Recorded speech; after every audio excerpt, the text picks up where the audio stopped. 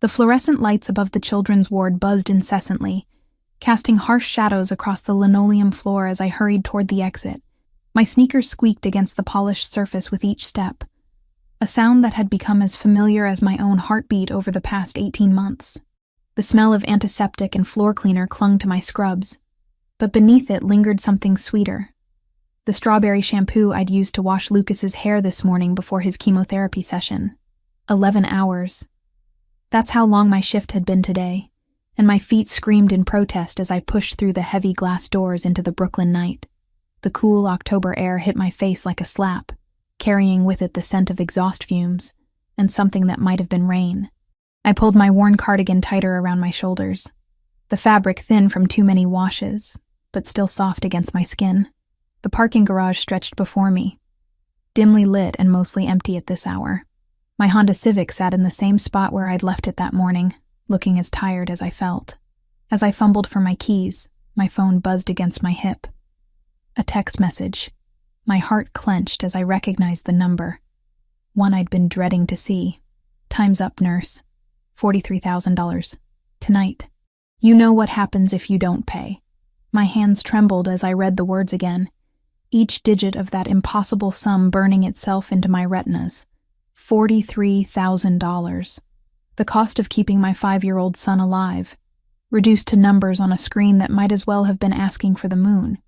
I leaned against my car, the metal cold even through my scrubs, and closed my eyes.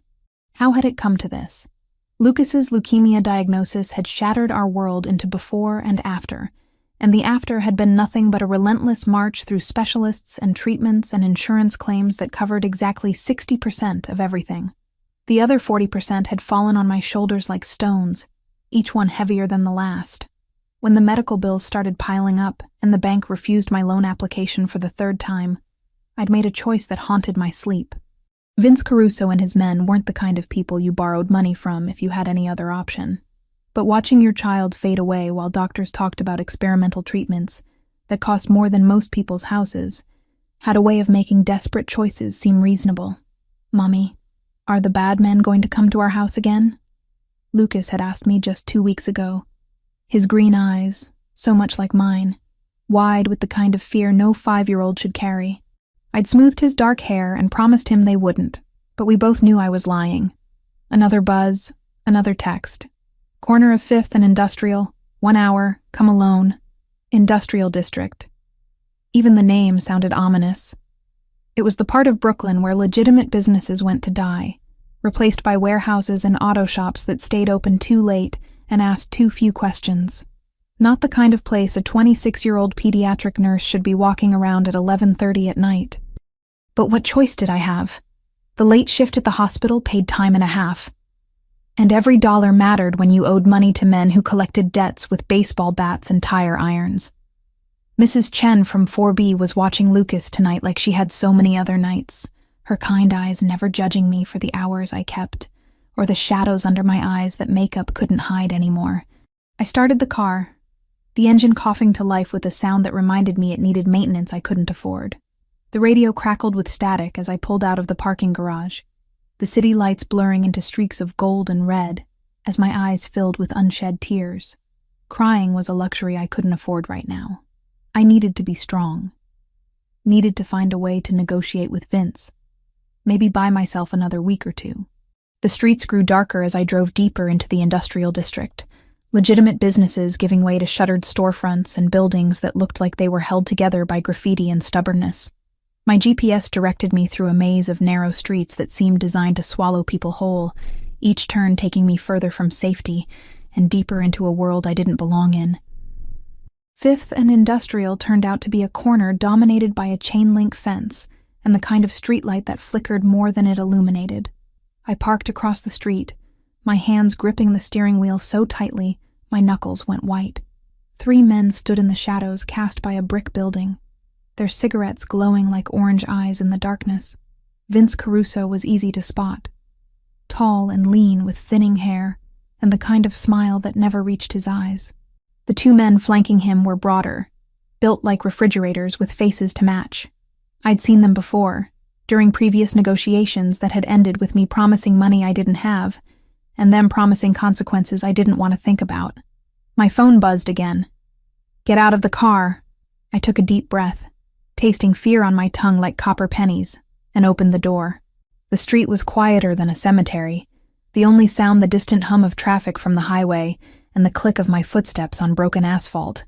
As I crossed the street, I could see Vince's smile widening, and everything inside me screamed to run. "Sofia Martinez," he said, my name sounding like a curse in his mouth. "Right on time. You always were punctual." "I need more time," I said, hating how small my voice sounded in the vast emptiness of the street. "Lucas is responding well to treatment, but the insurance—" "Save it," one of his men interrupted, stepping closer. I could smell cigarettes and something else on his breath, something sharp and medicinal. "Boss doesn't want to hear about your kid's problems anymore." Vince held up a hand, and the man stepped back immediately. "Now, Tommy, let's be civilized here. Sophia's a good customer, always polite, always tries to pay something." His eyes met mine, cold and calculating. "But good intentions don't pay for my time, sweetheart, and my time is expensive. I can give you 2,000 now," I said, my voice steadying slightly. It was every dollar in my savings account, money I'd been hoarding for Lucas's next round of treatments. "And another 1,000 next week. 41,000 short," the third man said, his voice like gravel in a cement mixer. "That's insulting." The word hung in the air between us like a threat.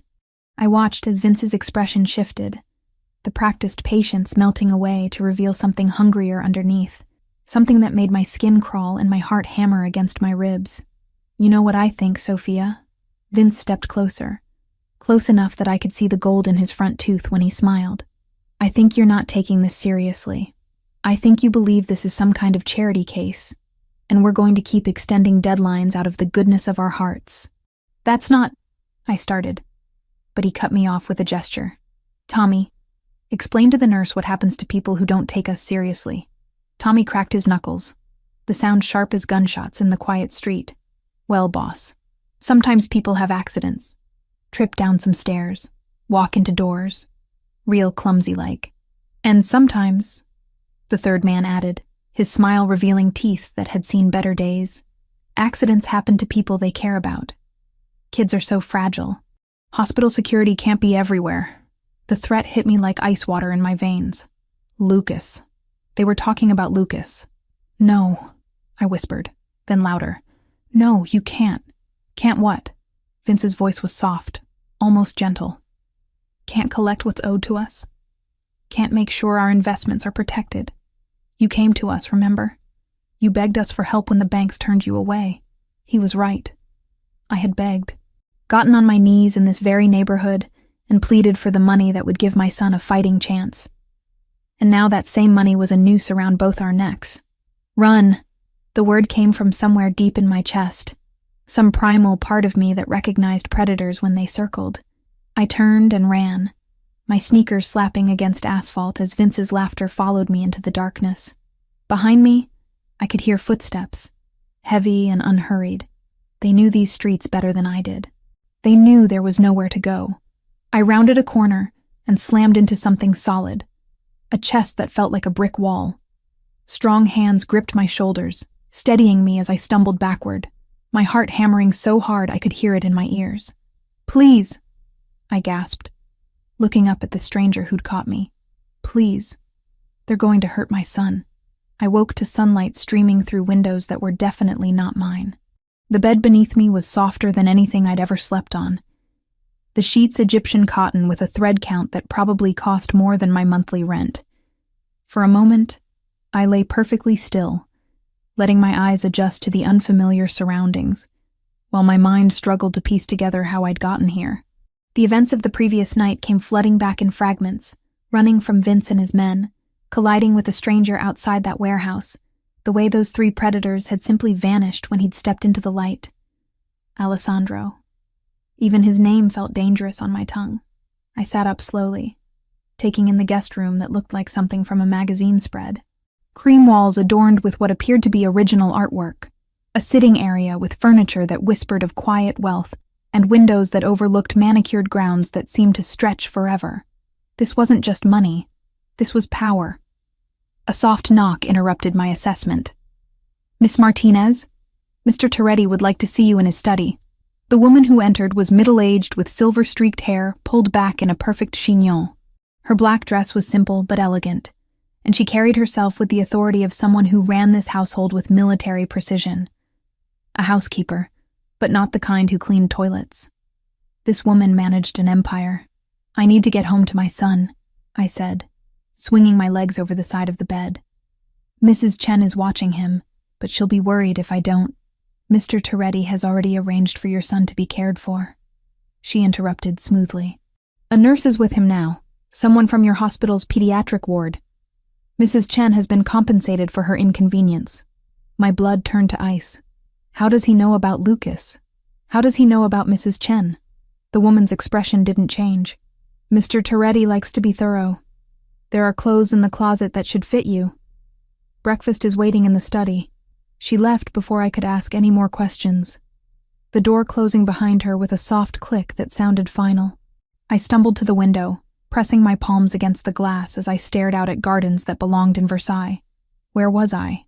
How long had I been here? The closet she'd mentioned contained an array of women's clothing, all in my size, all with designer labels that made my eyes water. I selected the most conservative option I could find, a pair of dark jeans and a cream sweater that probably cost more than I made in a week, and tried not to think about how he knew my measurements. The hallway outside my room was a study in understated elegance. Marble floors gleamed under crystal chandeliers, and the walls were lined with paintings that looked like they belonged in museums. My footsteps echoed despite my best efforts to walk quietly, the sound announcing my presence to anyone who might be listening. I found the study by following the scent of coffee and something that smelled like fresh pastries. The door was already open, and Alessandro Toretti stood with his back to me, gazing out a floor-to-ceiling window while speaking quietly into a phone. In daylight, he was even more imposing than he'd seemed in the shadowy warehouse district. He was tall, easily 6'3", with the kind of build that came from discipline rather than genetics. His black hair was perfectly styled, and even from behind, I could see the expensive cut of his charcoal suit. When he turned to acknowledge my presence, I was struck again by those eyes. Blue so dark they were almost navy, sharp and assessing in a face that could have been carved from marble. "Sophia," he said, ending his call with a word in what sounded like Italian. "I trust you slept well. Where is my son?" The words came out sharper than I'd intended, but I was past caring about politeness. "You had no right to ensure his safety?" Alessandro gestured to a leather chair positioned across from his desk. "Please sit. We have much to discuss. I want to see Lucas. Now." Instead of responding, he opened a manila folder on his desk and began reading aloud. "Sophia Martinez, 26 years old. Pediatric nurse at Brooklyn Children's Hospital for 4 years. Mother to Lucas Martinez, age 5. Diagnosed with acute lymphoblastic leukemia 18 months ago. Father unknown. Listed as such on the birth certificate." My mouth went dry. "Stop. You live in a 1-bedroom apartment on Maple Street. Rent $1,400 monthly. Currently 2 months behind. Your son receives chemotherapy every Thursday at 9 a.m., covered partially by your hospital insurance. The remaining $43,000 in medical expenses led you to borrow money from Vincent Caruso at 30% interest." He looked up from the file, those unsettling eyes meeting mine. "Shall I continue? How do you know all this?" I whispered. "I make it my business to know everything about people who enter my life," he said simply. "Even accidentally." A silver tray sat on a side table, laden with coffee, fresh fruit, and pastries that looked like they'd been crafted by angels. My stomach growled audibly. I hadn't eaten since yesterday morning, but I ignored it. "What do you want from me?" Alessandro closed the folder and leaned back in his chair, studying me with the intensity of a scientist examining a fascinating specimen. "Your debt to Vincent Caruso has been paid in full as of 6 a.m. this morning. He and his associates will not be contacting you again." The words hit me like a physical blow. "That's impossible. $43,000, nobody just—" I did. He stood and walked to a bar cart in the corner, pouring amber liquid into a crystal glass despite the early hour. "Consider it an investment." "In what?" "In you." He took a sip of what smelled like very expensive whiskey. and returned to his position behind the desk. "I have need of someone with your particular skills, Miss Martinez. Medical training, discretion, and most importantly, no connections to my usual circle of associates." Understanding dawned like ice water in my veins. "You want me to be your personal nurse, for when your people get hurt and can't go to hospitals, among other things." His smile was slight but genuine. "You would be well compensated, of course. $50,000 per month plus full medical coverage for both you and Lucas. The best specialists, the most advanced treatments available anywhere in the country. $50,000. The number echoed in my head like a gunshot. In a year, I could save enough to never have to worry about Lucas's medical bills again. In 2 years, I could give him everything he'd never had. Security, education, a future that wasn't constantly threatened by bankruptcy. What would I have to do? I asked, hating myself for even considering it. Provide medical care when needed. Accompany me to certain social functions when appropriate. Live here, in this house, where you and Lucas would be completely safe. Live here? I looked around the opulent study, at the paintings worth more than most people's houses, at the man who commanded enough respect to make loan sharks disappear with a phone call. As what? Your employee? Your prisoner? As someone under my protection, he said quietly. The world I inhabit is dangerous, Sophia. By accepting my help last night, you've already become part of it. The question now is whether you'll be an active participant or a vulnerable bystander. I thought about Lucas, about the way he'd looked so small in his hospital bed yesterday morning, pale and thin, but still trying to smile for me. I thought about the stack of bills on my kitchen table, the calls from collection agencies, the constant fear that had been my companion for 18 months. And if I refuse? Alessandro's expression didn't change, but something shifted in his eyes. Then you're free to leave. Your debt is already paid. Consider it a gift. But I can't guarantee your safety once you walk out that door. Vincent Caruso may have been dealt with, but word spreads quickly in certain circles. Others will see opportunity where I saw necessity. The threat was delivered with such casual elegance that it took me a moment to recognize it for what it was. This wasn't really a choice at all. It was an ultimatum wrapped in silk and tied with a golden ribbon. I need to think about it, I said finally. Of course. He walked to the door and opened it, signaling that our conversation was over. Take all the time you need. Your son is being well cared for, and you're welcome to call him whenever you'd like. Mrs. Romano will show you around the grounds. As I stood to leave, he spoke again, his voice softer. Sophia, the men who threatened your child last night will never trouble you again. That much I can promise you. I paused at the threshold, looking back at him. Why are you doing this? Really? For a long moment, he was silent. Then, quietly, because I understand what it means to fight for family. And because I recognize strength when I see it, even when it's wrapped in desperation.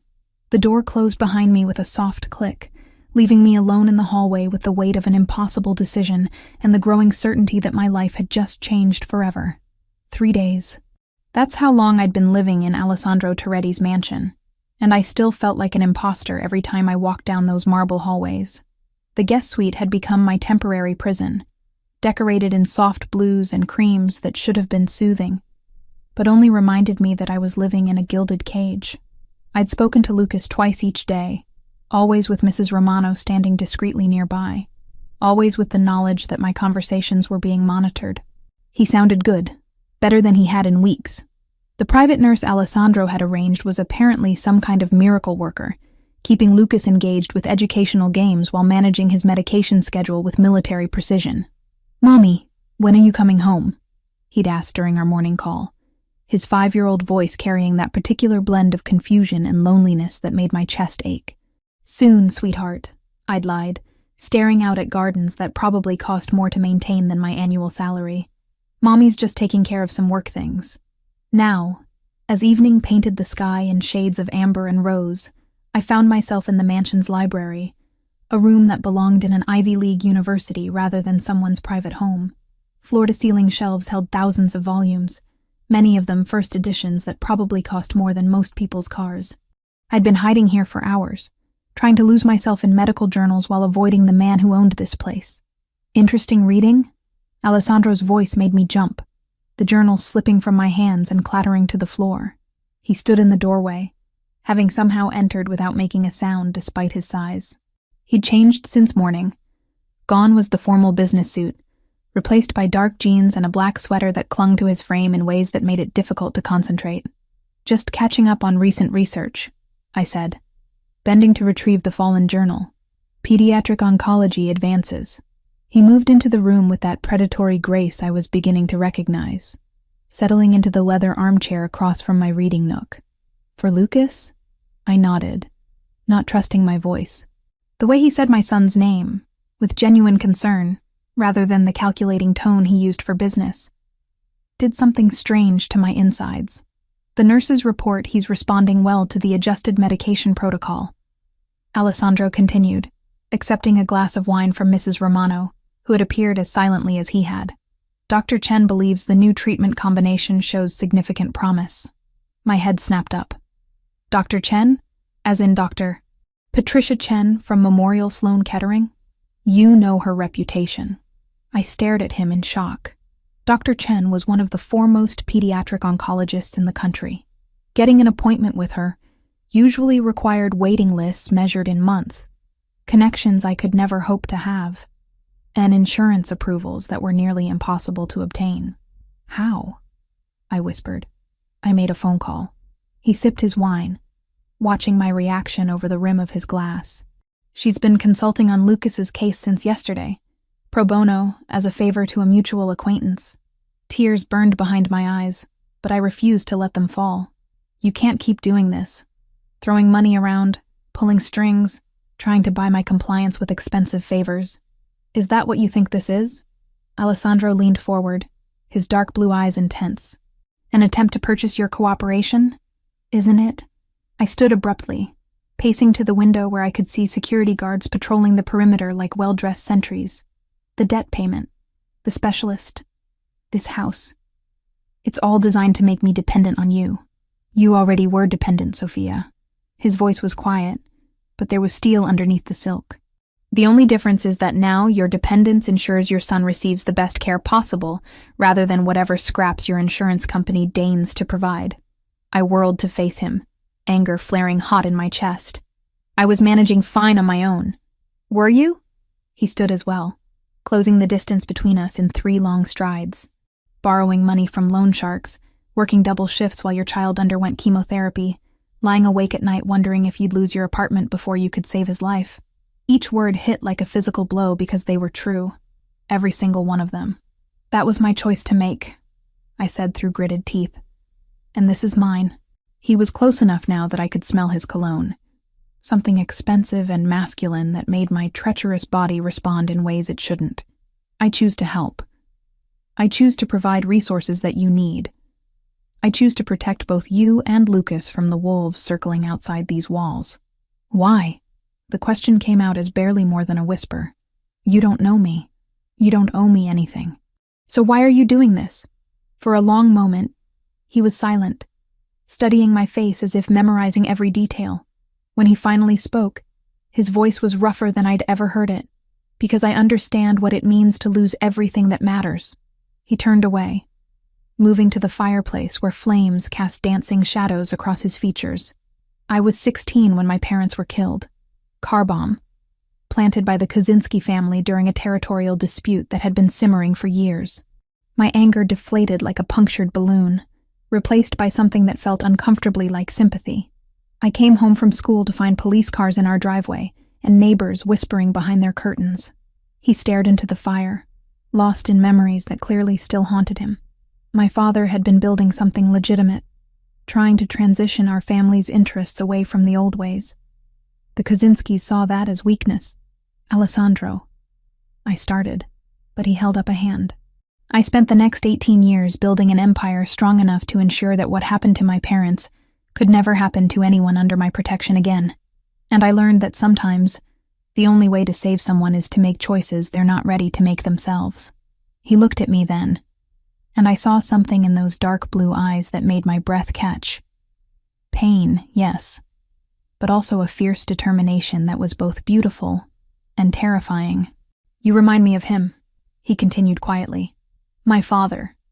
The way you fight for Lucas, the sacrifices you make without complaint, the strength you show even when you're breaking apart inside. I recognize that kind of love because I watched it destroy and rebuild a man who was trying to create something better for his family. The admission hung in the air between us like a bridge neither of us was quite ready to cross. I should check on Lucas, I said finally, not trusting myself to respond to the vulnerability he'd just shown me. Of course. He moved to his desk, retrieving a small wrapped package. This came for you today. I took the package with trembling fingers, recognizing the childish scrawl of my son's handwriting on the brown paper. Inside was a drawing. Stick figures of a woman and a small boy holding hands under a rainbow, with I love you, Mommy, written in crayon across the top. He asked the nurse to help him mail it. Alessandro said softly, apparently he wanted to make sure you knew he was thinking about you. The tears I'd been holding back finally spilled over, hot tracks down my cheeks as I clutched Lucas's artwork to my chest. This man, this dangerous, powerful man who could end lives with a phone call, had ensured that a 5-year-old's gesture of love reached his mother when she needed it most. Thank you, I whispered. When I looked up, Alessandro was watching me with an expression I couldn't quite decipher, something intense and possessive, but also tender in a way that made my heart stutter. Sophia, he said, my name sounding like a prayer on his lips. There's something else we need to discuss. Before I could ask what he meant, Mrs. Romano appeared in the doorway, her usually composed expression tight with concern. Sir, there's been a development. Tommy called from the warehouse. Someone's been asking questions about Miss Martinez and her son. The warmth that had been building between Alessandro and me vanished instantly, replaced by the cold professionalism I'd seen that first night. His entire demeanor shifted, the vulnerable man who'd shared his painful history disappearing behind a mask of controlled authority. What kind of questions? He asked, already moving toward the door. The kind that suggest our involvement with Miss Martinez hasn't gone unnoticed, Mrs. Romano replied. Tommy thinks we may have been made. Alessandro cursed in what sounded like Italian, his hands clenching into fists at his sides. When he looked at me, I saw something that made my blood turn cold. Fear, not for himself, but for me. Pack a bag, he said quietly. We're leaving in 10 minutes. What? Why? What's happening? The Kaczynskis, he said grimly. It seems they've learned about my newest acquisition. The pediatric wing of Brooklyn Children's Hospital felt different when you were walking through it with a dozen armed men trying to look inconspicuous.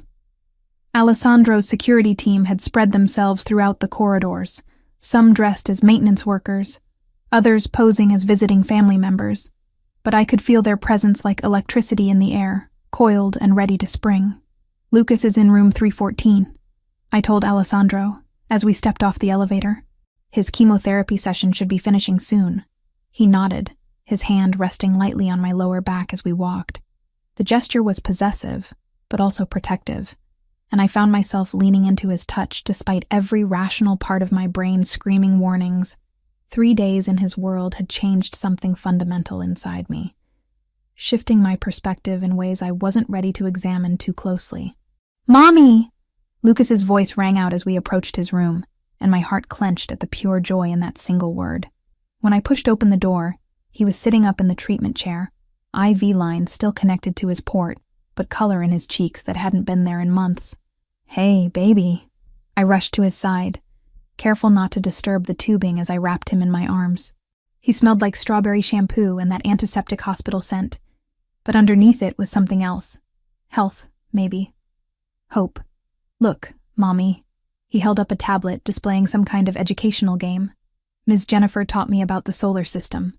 Did you know Jupiter has 79 moons? I did not know that, I said, fighting back tears as I smoothed his dark hair. He looked so much better than when I'd last seen him. Stronger, more like the energetic little boy he'd been before the cancer tried to steal his childhood. Ms. Jennifer, this is my mommy, Lucas announced proudly to the nurse who was monitoring his treatment.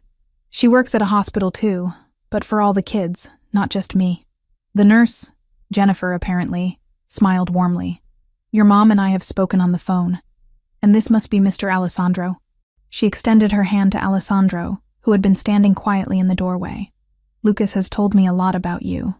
All good things, I hope, Alessandro said, stepping forward to shake her hand. When he approached Lucas's chair, his entire demeanor softened in a way that made my chest tight. How are you feeling today, champion? Really good, Lucas beamed. Ms. Jennifer says my numbers are the best they've been since I got sick, and Dr. Chen showed me pictures of my blood cells on her computer. They look like little fighting soldiers. Alessandro's eyes met mine over Lucas's head, and I saw something there that made my breath catch. Genuine affection for my son, not the calculated interest of someone playing a part, but real warmth. That's wonderful news, Alessandro said, crouching down to Lucas's eye level. Dr. Chen is one of the best doctors in the world. If she says your soldiers are winning, then they are. Are you my mommy's boyfriend? Lucas asked, with the blunt curiosity that only 5-year-olds possessed. Heat flooded my cheeks. Lucas, that's not... He's a friend, Alessandro said smoothly. A very good friend who cares about both you and your mommy very much. Before Lucas could ask any more embarrassing questions, Jennifer finished disconnecting his IV and began gathering her supplies. All done for today. You can go home whenever you're ready. Actually, Alessandro said, his voice taking on that careful tone I was learning to recognize. We need to make a slight change to the pickup routine. I was about to ask what he meant when I saw it. A man in a janitor's uniform mopping the same spot in the hallway for the 3rd time, his eyes constantly scanning the area around Lucas's room. But it wasn't one of Alessandro's men. The build was wrong, the movements too tense. Alessandro saw him too. I could tell by the way his posture shifted almost imperceptibly, his hand moving to rest inside his jacket. Ms. Jennifer, he said quietly, I need you to take Lucas to the playroom for a few minutes. There's a security concern we need to address. The nurse looked confused, but professional. Of course. Come on, Lucas. Let's go see if they have any new puzzles. But I want to stay with Mommy, Lucas protested, picking up on the sudden tension in the room, even if he didn't understand it. I'll be right behind you, sweetheart, I promised, kissing his forehead. Go with Ms. Jennifer. I just need to talk to Alessandro for a minute. Once Lucas was out of earshot, Alessandro spoke into what I now realized was a nearly invisible earpiece. Floor 3 is compromised. I count at least 2 unknowns, possibly more. The response was immediate. I watched through the room's window as his security team began moving with practiced efficiency, converging on positions that would give them clear lines of sight and egress routes. Sophia, I need you to listen to me very carefully, Alessandro said, his voice calm but urgent. We're going to walk to the playroom together. Stay close to my left side. Keep your head down. And if I tell you to get down, you drop immediately. Understood? Fear crawled up my throat like ice water. Who are they? How did they find us? The Kaczynskis have people everywhere, he said grimly. Someone in my organization has been feeding them information. We'll deal with that later. Right now, we need to get you and Lucas out of here safely. We moved through the hospital corridors like we were walking through a minefield. Alessandro's team had formed a loose perimeter around us, but I could see other figures now. Men who were trying too hard to look casual, positioning themselves at strategic points throughout the building. The playroom was at the end of a long hallway lined with cheerful murals of cartoon animals. Lucas was sitting at a small table with Jennifer, working on a puzzle of the solar system he'd been learning about. He looked up when we entered, his face lighting up with that infectious smile that never failed to make my heart skip. Mommy, look, I found all the planets. That's wonderful, baby, I said, my voice steadier than I felt. But we need to go now, okay? Alessandro was speaking quietly into his earpiece again, coordinating something with his team. When he finished, he approached Lucas with that same gentle demeanor he'd shown before. Hey, champion, how would you like to go for a ride in a really cool car? Lucas's eyes widened. What kind of car? The kind with bulletproof windows and engines that go very, very fast. Before Lucas could respond, the lights in the playroom flickered and went out. Emergency lighting kicked in a second later, bathing everything in an eerie red glow that turned shadows into monsters. That's our cue, Alessandro said, scooping Lucas into his arms in one smooth motion. Ms. Jennifer, stay here until security gives you the all clear. The nurse nodded. though her eyes were wide with fear. We moved quickly through corridors that had been transformed by the red emergency lighting into something from a nightmare. Alessandro's men formed a tight formation around us, their weapons now openly displayed. The pretense of subtlety was over. "What's happening?" Lucas asked, his arms tight around Alessandro's neck. "Just a little adventure," Alessandro said calmly, though I could see the tension in his jaw. "Remember how we talked about superheroes? Well, sometimes they have to protect people from bad guys. Are you a superhero?" Lucas asked with the kind of odd whisper children reserve for discussing Santa Claus. "Something like that." We reached the hospital's loading dock, where a convoy of black SUVs waited with engines running. Alessandro's team had cleared the area, but I could see muzzle flashes from upper windows. Someone was shooting at someone, though the bulletproof glass made it impossible to tell who was winning. "Get in," Alessandro ordered, practically throwing me into the middle vehicle while still holding Lucas. "Vincent, we need to move now."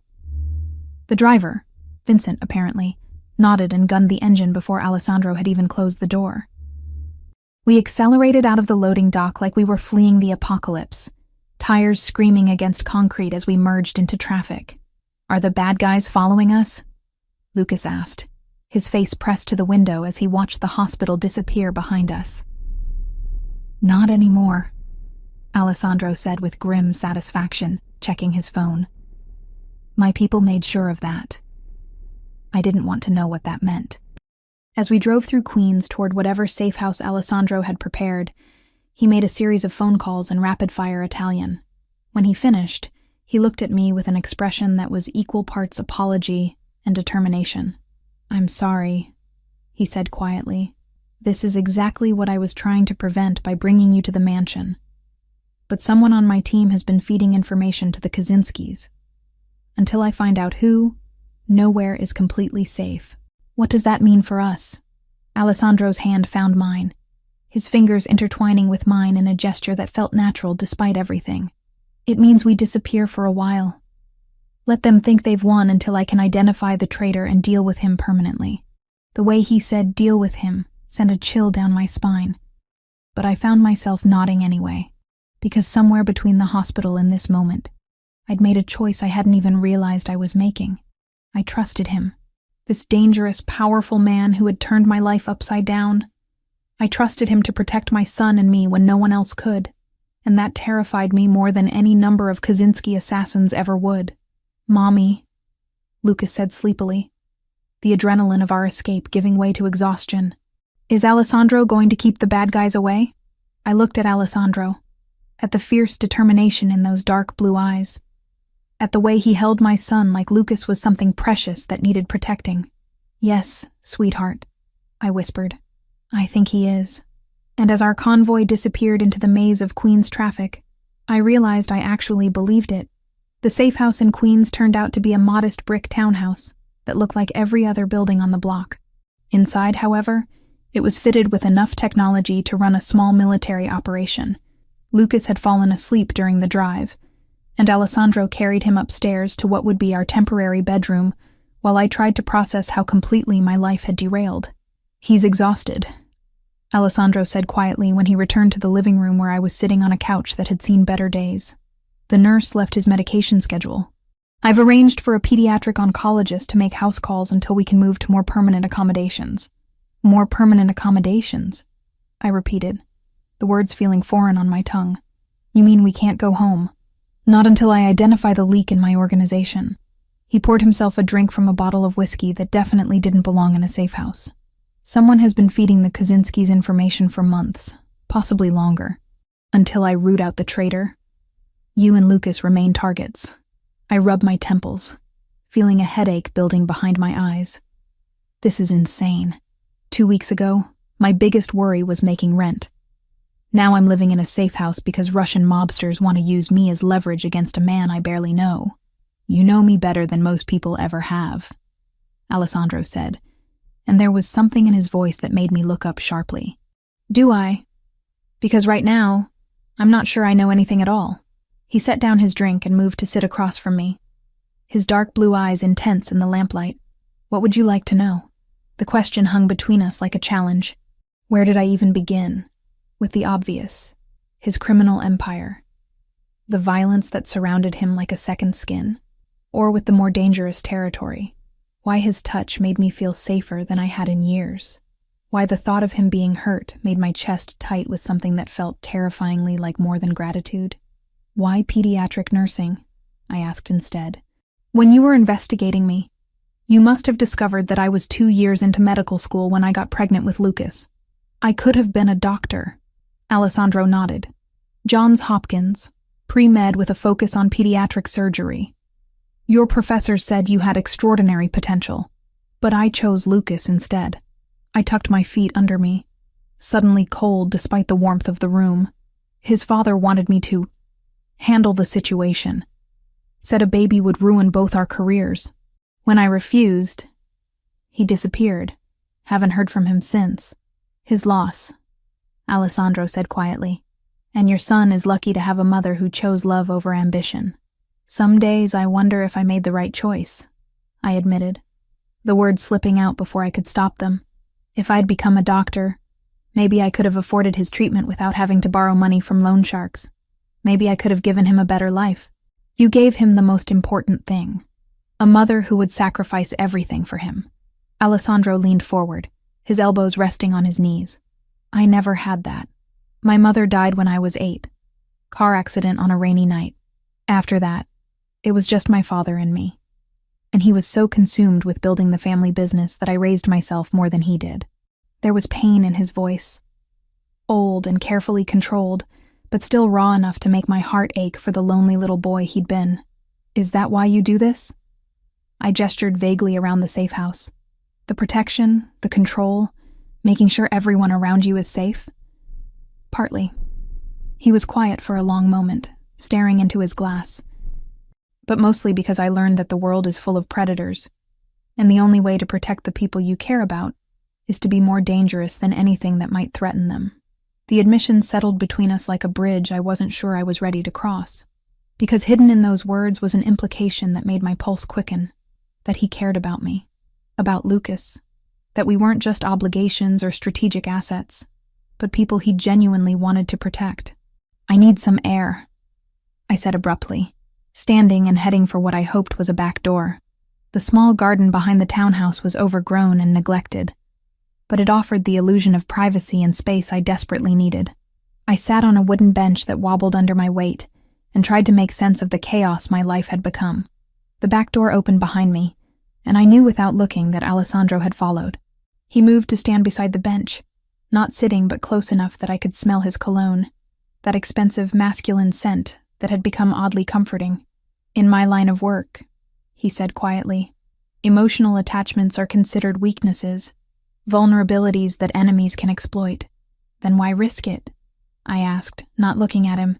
Because some things are worth the risk. The simple statement made my breath catch. When I finally looked up, he was watching me with an expression that was equal parts hunger and tenderness, a combination that should have been impossible, but somehow worked on his sharp features. Alessandro. I started, but he shook his head. You don't have to say anything. I know the situation is complicated enough without adding personal feelings to the mix. And if the feelings are already there, the words slipped out before I could stop them, and I immediately wanted to take them back. His eyes darkened, and he sat down beside me on the bench, close enough that our thighs touched. Then we're both in more danger than I thought. Before I could respond, his phone buzzed with an incoming call. Alessandro glanced at the screen and cursed under his breath. I have to take this, he said, answering with a sharp, what? I couldn't hear the other side of the conversation, but I watched Alessandro's face go through a series of expressions. Surprise, anger, and finally something that looked like cold fury. Are you certain? He asked, his voice deadly quiet. How long has this been going on? Another pause. Then, bring him to the warehouse. I want to handle this personally. He ended the call and sat staring at his phone for a long moment before speaking. They found the leak, he said finally. Who was it? Alessandro's jaw tightened. Tommy Marconi, my lieutenant for 10 years. Someone I trusted with my life, with my secrets, with knowledge of everyone under my protection. The betrayal in his voice was devastating to hear. This wasn't just about business or territory. This was personal. Someone Alessandro had considered family had been selling information to his enemies, putting not just him at risk, but everyone who depended on him for protection. Including me. Including Lucas. What happens now? I asked. Now, Tommy pays for his betrayal. Alessandro stood, and I could see the transformation happening in real time. The man who had shared his painful history with me, disappearing behind the mask of someone capable of terrible things. And then, we make sure the Kaczynskis understand the cost of threatening what's mine. The possessive pronoun sent a shiver down my spine that had nothing to do with fear. I should go, he continued, checking his weapon with practiced efficiency. Vincent will stay here with you and Lucas. There are 2 other men positioned around the block, and the house has a state-of-the-art security system. You'll be safe. And you? The question came out more vulnerable than I'd intended. Alessandro paused at the back door, looking over his shoulder at me. I'll come back, he said simply. I promise you that. After he left, I sat in the garden for a long time, listening to the distant sounds of city traffic and trying to process everything that had happened. Somewhere upstairs, my 5-year-old son was sleeping peacefully, unaware that his life had become the center of a war between criminals who saw him as nothing more than leverage. But to Alessandro, Lucas was more than that. I'd seen it in the way he'd carried my son out of the hospital. The gentleness in his voice when he'd promised Lucas that the bad guys couldn't hurt him anymore. Alessandro Toretti, a man who commanded an empire built on fear and violence, had fallen for a sick little boy's courage and innocence, just like he'd fallen for his mother's desperation and determination to save that little boy at any cost. When I finally went back inside, Vincent was in the kitchen, cleaning a gun with the casual efficiency of someone who'd done it thousands of times before. He'll be back, Vincent said without looking up. Mr. Toretti doesn't make promises he can't keep. How can you be so sure? Vincent looked at me then, and I was surprised to see something like amusement in his eyes, because in 10 years of working for him, I've never seen him care about anything the way he cares about you and your son. And Alessandro Toretti would burn down half of Brooklyn before he'd let anything happen to the people he protects. I went upstairs to check on Lucas, who was sleeping curled around a stuffed dinosaur that I didn't recognize. Probably something Alessandro had thought to bring from the hospital. My son looked so peaceful, so normal, that it was hard to believe we were hiding from people who wanted to use him as a weapon. As I sat watching Lucas sleep, I realized that somewhere in the space between desperation and safety, between gratitude and something deeper, I'd stopped fighting the truth that had been building inside me for days. I was falling in love with Alessandro Toretti, and that terrified me more than any threat the Kaczynskis could make. Alessandro didn't come back that night, or the next day. By the time 48 hours had passed without word, I was pacing the safe house like a caged animal, jumping at every creak of the old building's settling bones. Vincent maintained his post with professional calm, but I caught him checking his phone more frequently as the hours stretched on. This is normal, he assured me when he found me staring out the living room window for the 100th time. Sometimes these things take longer than expected. What things? I demanded. What exactly is he doing? Vincent's expression shuddered. Nothing you need to worry about. But I was worrying. I was worrying about what Alessandro might be doing to Tommy Marconi, what the Kaczynskis might be planning in retaliation, and most dangerously, what it meant that my heart clenched with genuine fear every time I thought about Alessandro being hurt. Lucas, thankfully, seemed oblivious to the tension. He'd adapted to our temporary living situation with the resilience that only children possessed, turning the safe house into his personal playground while maintaining his medication schedule with the help of Dr. Patterson, the pediatric oncologist Alessandro had somehow convinced to make house calls. "Mommy, when is Alessandro coming back?" Lucas asked on the 3rd morning, looking up from the tablet where he was playing an educational game about marine biology. "Soon, sweetheart," I said, hoping I wasn't lying. "Good. I want to show him the whale facts I learned." The simple statement twisted something in my chest. In less than a week, Alessandro had somehow become important to my son, not just as a protector, but as someone Lucas genuinely cared about, someone he looked up to and wanted to impress, just like his mother. I was still processing that uncomfortable truth when my phone rang. Alessandro's number flashed on the screen, and I answered so quickly I nearly dropped the device. Sophia. His voice was rough, like he'd been shouting or hadn't slept. Are you and Lucas safe? We're fine. Where are you? Vincent said. Vincent doesn't know everything. There was noise in the background.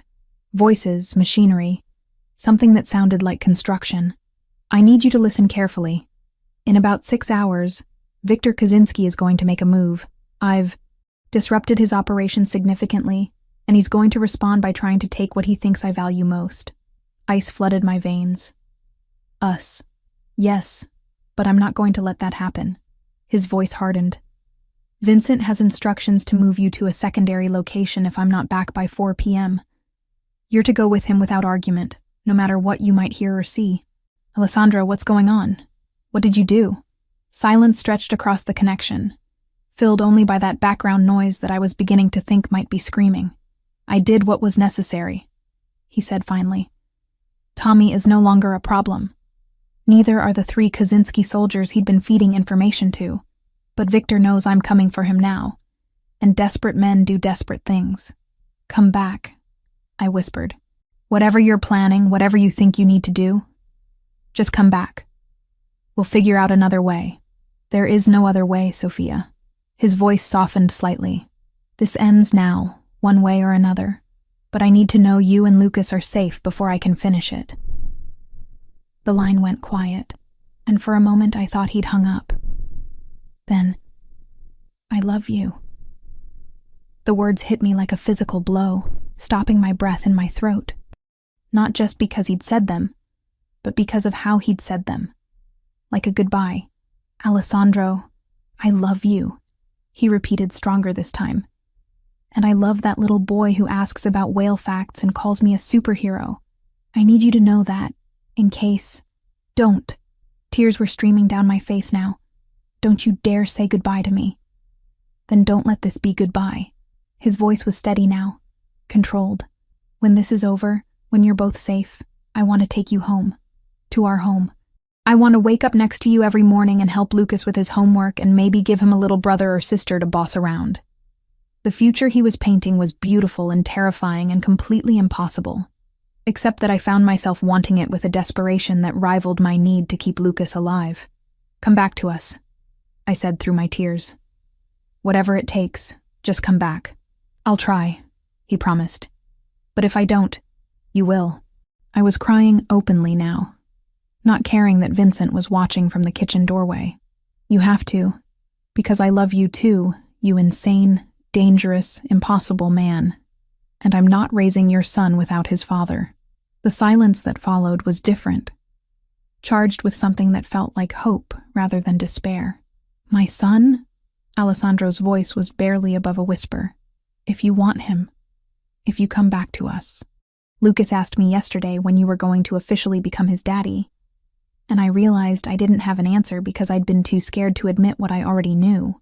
Sophia, I choose you, I interrupted, the words rushing out before I could lose my nerve.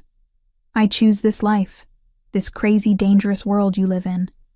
I choose you and whatever comes with loving you, because the alternative is living without you, and I can't do that anymore. Jesus, Sophia. His voice was rough with emotion. You don't know what you're saying. I know exactly what I'm saying. I'm saying I love you. I'm saying I want to be yours, officially and permanently and in every way that matters. I'm saying that if you die on me before we have a chance to figure out what this is between us, I will never forgive you. Another long silence. Then a sound that might have been laughter or a sob. Hold that thought, Alessandro said. I'm coming home. The line went dead, leaving me staring at my phone through tears that I couldn't seem to stop. Vincent approached slowly, like I might bolt if he moved too fast. He'll be back, Vincent said quietly. I've never seen Alessandro Toretti lose a fight, and he's never had more reason to win one. What if he doesn't? The question came out small and broken. What if Viktor Kaczynski is smarter or faster or just luckier? Then we make sure you and Lucas disappear so completely that no one will ever find you, Vincent said with absolute certainty. That's what Alessandro would want, and that's what we'll do. But it won't come to that. How can you be so sure?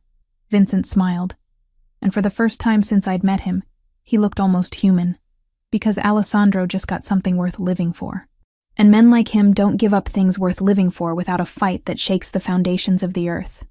Over the next few hours, I tried to keep myself busy by helping Lucas with his studies and reviewing his medical charts with Dr. Patterson, but my mind kept drifting to Alessandro, to the future he'd painted for us, to the impossible choice I'd made to embrace a life I'd never imagined wanting. At 3:30, Vincent's phone rang. He answered with his usual terse, "Yeah," but his expression changed as he listened. When he hung up, he looked at me with something that might have been relief. "Boss is 20 minutes out," he said. "He wants me to tell you that Victor Kaczynski is no longer a problem." "What does that mean?" "It means," a familiar voice said from the front door, "that no one will ever threaten my family again." I turned to see Alessandro standing in the doorway, and my heart stopped. He was alive, whole, and looking at me like I was the most precious thing in the world. His suit was torn and stained with something I didn't want to identify. There was a cut above his left eyebrow, and his knuckles were scraped raw. But he was here. He was home. "Alessandro!" Lucas launched himself across the room, and Alessandro caught him in an embrace that made my chest tight with emotion. "Hey there, champion. Did you take care of your mom while I was gone?" "I did, and I learned about blue whales. Did you know they're the biggest animals that ever lived?" "I did not know that," Alessandro said solemnly. "You'll have to tell me all about it." Over Lucas's head, Alessandro's eyes met mine, and I saw everything I needed to see there. Love, relief, and a promise that this was just the beginning. "Sophia," he said quietly, setting Lucas down but keeping one hand on my son's shoulder. "We need to talk." "Later," I said, moving toward him with purpose. "Right now, I just need to do this." I kissed him in front of Vincent and Dr. Patterson and my 5-year-old son, and I didn't care who was watching. Alessandro's arms came around me immediately, holding me against him like he was afraid I might disappear. "I kept my promise," he whispered against my lips. "I knew you would," I whispered back. "Now keep the rest of them." I should have known it wasn't over. In the world Alessandro inhabited, nothing was ever truly finished until every threat was buried 6 feet under. That lesson came crashing down on us 3 days after Victor Kaczynski's death, when Dr. Patterson failed to show up for Lucas's scheduled appointment. "He's never late," I told Alessandro, pacing the living room of our safe house while checking my phone for the 3rd time in 5 minutes. "Never. Something's wrong." Alessandro was already on his phone, speaking rapid Italian to what sounded like multiple people. When he finished his calls, his expression was grimmer than I'd seen since the hospital incident. "Dr. Patterson was taken from his apartment this morning," he said quietly. "Professional job. No signs of struggle, no witnesses. Security cameras mysteriously malfunctioned. Taken by who?" But even as I asked, I knew the answer. Victor had a brother, Dmitry Kaczynski. He's been operating out of Boston for the past decade, but apparently family loyalty runs deeper than territorial boundaries. My blood turned to ice. "He has Lucas's doctor." "It's more than that, Sophia." Alessandro moved to the window, checking something in the street below. "Dmitry doesn't just want revenge for his brother. He wants to send a message to every other family that crossing the Kaczynskis has consequences. Taking Dr. Patterson was just the opening move." As if summoned by his words, my phone buzzed with an incoming text from an unknown number. The message was simple and terrifying. "Pier 47, come alone. Bring the boy. You have 2 hours." Alessandro's phone buzzed simultaneously with what was clearly the same message. His jaw tightened as he read it, and when he looked at me, I saw something in his eyes that made my chest clench with fear. "They have Dr. Patterson at the pier," he said. "They want you and Lucas in exchange for his life." "We can't." The words came out as barely more than a whisper. "Alessandro, we can't trade Lucas for—" "We're not trading anyone." He cut me off, his voice carrying that deadly calm I'd learned to recognize. "But we are going to that pier. You just said they want us to come alone. They want you to think you're coming alone." Alessandro was already moving toward the stairs, probably to check on Lucas. "There's a difference." Over the next hour, I watched Alessandro coordinate what appeared to be a small army. Men arrived at the safe house in 1s and 2s, each carrying cases that I suspected contained enough firepower to level a city block. Vincent briefed them on the pier's layout, while Alessandro studied satellite images on his laptop. The pier extends about 200 yards into the harbor, Vincent explained, pointing to various positions on a detailed map. 3 ways in by land, 1 by water. If they're smart, they'll have snipers positioned here, here, and here. They're not just smart, Alessandro said grimly. Dmitry Kozinski spent 10 years building a reputation in Boston. He doesn't make mistakes. Then how do we get Lucas out of there safely? I asked. Alessandro looked up from his laptop, and I saw something in his expression that made my heart skip. We don't take Lucas to the pier. What? They said bring the boy. They didn't specify which boy. Alessandro's smile was cold and calculating. Vincent's nephew is about Lucas's size, right age, from a distance, especially if he's wearing Lucas's jacket. Understanding dawned, along with a mixture of relief and terror. You want to use a decoy. I want to give Dmitry what he expects to see while keeping the people I love out of the line of fire. Alessandro stood and pulled me into his arms. But it means you'll still have to go to that pier, Sophia. I can't risk using a double for you. They'll have photographs, they'll know. I'm going with you anyway, I said, surprised by how steady my voice sounded. Dr. Patterson risked his safety to help Lucas. I'm not letting him die because of us. Alessandro's eyes searched my face. You understand what you're agreeing to? This isn't just dangerous. If something goes wrong, if my plan fails, then we face it together. I reached up to touch the cut above his eyebrow, which was already healing. That's what partners do, right? They face things together? Partners, he repeated, and something in his voice made my chest tight. Is that what we are? I think we're a lot more than that, I said softly. But we can figure out labels later. Right now, let's go save Dr. Patterson and end this once and for all. The drive to the pier took 25 minutes through traffic that seemed designed to test my sanity. I sat in the passenger seat of Alessandro's Bentley, wearing a wire so thin I could barely feel it, and a bulletproof vest that felt like it weighed 100 pounds. Vincent's nephew, Tony, a brave 13-year-old who looked remarkably like Lucas from a distance, sat in the back seat wearing my son's favorite dinosaur jacket.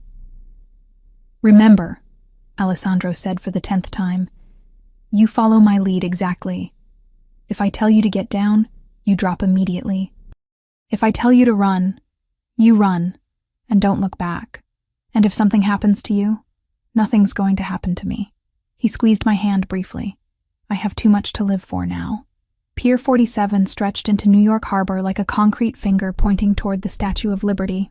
At 7 p.m., it should have been bustling with tourists and evening fishermen. Instead, it was eerily deserted, except for a single figure standing at the far end. Dr. Patterson, tied to one of the support pillars with what looked like enough rope to secure a boat. I count 6 hostiles. Vincent's voice crackled through Alessandro's earpiece. 3 on the pier itself, 2 in the warehouse behind you, 1 in the water on a speedboat. Dmitry Kozinski is the tall one standing next to the doctor. Copy that. Alessandro checked his weapon one final time. Remember, nobody moves until I give the signal. I want Dmitry alive long enough to tell me who else was involved in this operation. We walked onto the pier hand in hand, Tony trailing slightly behind us with his hood up and his head down. To anyone watching from a distance, we looked exactly like what Dmitry expected. A desperate mother and her protector bringing a sick child to trade for a doctor's life. Stop there! A voice called out when we were about 50 yards from the end of the pier. Dmitry Kozinski stepped into view, and I was struck by how much he resembled his dead brother. Tall, pale, with the kind of cold eyes that suggested he'd never met a problem he couldn't solve with violence. You have something that belongs to me, Alessandro called back. And you killed something that belonged to me, Dmitry replied. I think that makes us even. But family honor demands satisfaction. Let Dr. Patterson go. This is between you and me. Dmitry laughed, the sound carrying across the water like breaking glass. You think this is about you? This is about respect. About showing every family from here to Moscow what happens when you cross the Kozinskis. Your brother threatened my family, Alessandro said, his voice carrying easily across the distance. He died because he forgot that some things are worth more than territory or respect. Family is worth more than anything, Dmitri agreed. Which is why you're going to watch yours die before I put a bullet in your head. That's when everything went wrong. The speedboat in the water opened fire first, automatic weapons chattering as bullets chewed up the concrete around our feet. Alessandro threw himself over me, driving us both to the deck as his men responded from their concealed positions. The pier erupted into chaos, muzzle flashes strobing in the growing darkness, the sharp crack of sniper rifles, shouts in multiple languages. "Stay down!" Alessandro shouted over the gunfire, but I was already moving. Dr. Patterson was still tied to that pillar, and Dmitri was using him as a human shield while returning fire with a pistol that looked like it could stop a tank. "The doctor!" I yelled, pointing toward the end of the pier. Alessandro followed my gaze and cursed. "Vincent, I need suppressive fire on the boat." The speedboat exploded in a ball of orange flame as someone, presumably Vincent, put a rocket into its engine. But Dmitri was still alive, still using Dr. Patterson as cover, and still very much a threat. "Tony, get behind that crate and stay there," Alessandro ordered, then looked at me with eyes that blazed with determination. "I'm going to end this. Whatever happens, don't follow me." Before I could stop him, he was running toward the end of the pier in a crouch, using overturned benches and trash cans for cover. Dmitri saw him coming and adjusted his position, putting Dr. Patterson between himself and Alessandro's approach. That's when I made a decision that probably saved all our lives. I stood up. "Dmitri!" I shouted, stepping into the open where every remaining Kaczynski gunman could see me. "Let Dr. Patterson go and take me instead." "Sophia, get down!" Alessandro's voice was raw with panic. But Dmitri had already shifted his attention to me, probably seeing an easier target than the man who'd killed his brother. He released Dr. Patterson and raised his weapon, pointing it directly at my chest. What he didn't see was Tony slipping around behind him, moving with the quiet grace of someone who'd clearly inherited the family business. The 13-year-old produced a knife from somewhere in Lucas's jacket and drove it into the back of Dmitri's leg.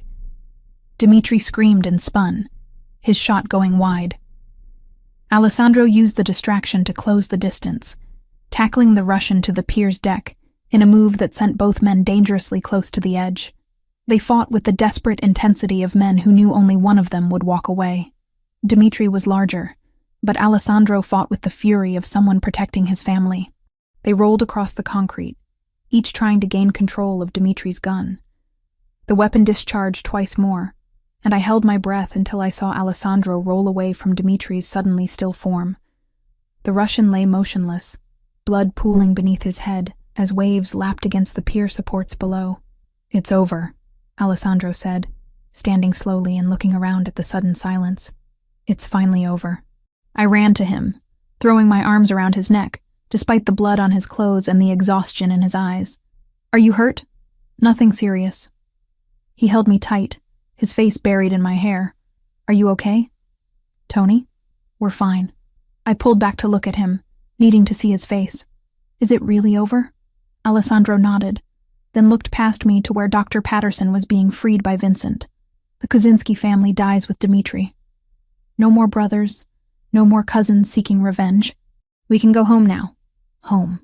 The word carried more weight than it ever had before. "All of us?" I asked, thinking of Lucas back at the safe house. "All of us," Alessandro confirmed. Our family. 18 months later, I stood in front of a floor-length mirror in the bridal suite of St. Patrick's Cathedral, hardly recognizing the woman staring back at me. The wedding dress, a custom creation that cost more than my old apartment's annual rent, fit like it had been painted onto my body. Seed pearls caught the afternoon light, and the cathedral-length veil cascaded around me like liquid silk. "You look like a princess, Mommy," Lucas said from behind me, his voice filled with 6-year-old awe. He looked impossibly handsome in his miniature tuxedo, his dark hair combed back just like Alessandro's, his green eyes bright with health and happiness. 6 months. That's how long it had been since Dr. Chen had declared Lucas officially in remission. The experimental treatment Alessandro had funded, the one that had cost more than most people's houses, had worked. My little boy was healthy, growing, and calling the most dangerous man in New York Papa, with complete trust and adoration. Mrs. Toretti, said Maria, Alessandro's cousin, as she adjusted my veil one final time. It's time. Mrs. Toretti. In 10 minutes, that would be my name. Sophia Toretti, wife to the most powerful man on the East Coast, stepmother to an empire built on controlled violence and strategic fear. A year ago, the thought would have terrified me. Now, it felt like coming home. The cathedral was packed with representatives from every major family from Boston to Miami. They'd come to witness not just a wedding, but a consolidation of power. Alessandro Toretti was no longer just the head of his father's organization. He was becoming something closer to royalty in this shadowy world I'd chosen to embrace. But as I walked down that endless aisle, I wasn't thinking about politics or territory, or the subtle nods of respect from men who could end lives with a phone call. I was thinking about the man waiting for me at the altar, resplendent in a tuxedo that had probably been made by angels. His dark blue eyes fixed on me with an intensity that made my heart race. Alessandro Toretti looked at me like I was his salvation, and his damnation rolled into one. Like he couldn't believe I was real, couldn't believe I was walking toward him willingly, couldn't believe that somehow, against all odds, we'd found our way to this moment. Lucas walked beside me, carrying our rings on a silk pillow, with the serious concentration of someone who understood the importance of his job.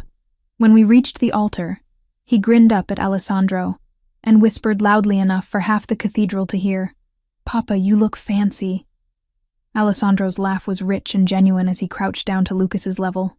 "So do you, champion. Are you ready to make this official? Are you going to be my real daddy now?" Lucas asked, his voice carrying that perfect childhood innocence. "I've been your real daddy since the day I met you," Alessandro said quietly. And I saw tears in the eyes of more than one hardened criminal in the front pews.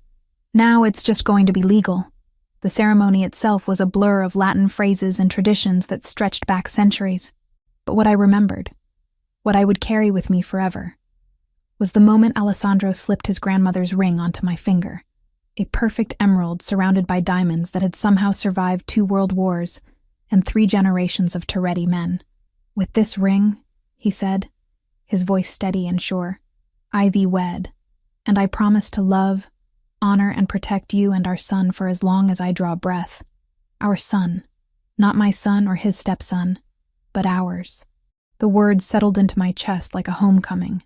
When the priest finally pronounced us husband and wife, Alessandro's kiss was soft and reverent, a promise rather than a claim, but I could feel the passion underneath, the barely leashed desire that had been building between us for months. Tonight, we would finally be truly together in every way that mattered. The reception was held at the Waldorf Astoria, in a ballroom that had been transformed into something from a fairy tale. Crystal chandeliers cast rainbow prisms across tables laden with flowers that probably cost more than most people's cars. The guest list read like a who's who of organized crime, but tonight they were just family and friends celebrating love. "So," said Vincent during the father-son dance, a tradition Alessandro had insisted on including for Lucas. "How does it feel to be the Queen of New York?" I watched my husband spinning our son around the dance floor, both of them laughing at something only they could hear, and felt something warm and perfect settle in my chest. "Like the luckiest woman alive," I said honestly. Later, during our first dance as husband and wife, Alessandro held me close and whispered in my ear, "Any regrets?" I looked around the ballroom at the faces watching us. Some friendly, some calculating, all respectful. These people now looked to me as their Don's wife, their first lady. I would help run charities that served as fronts for money laundering.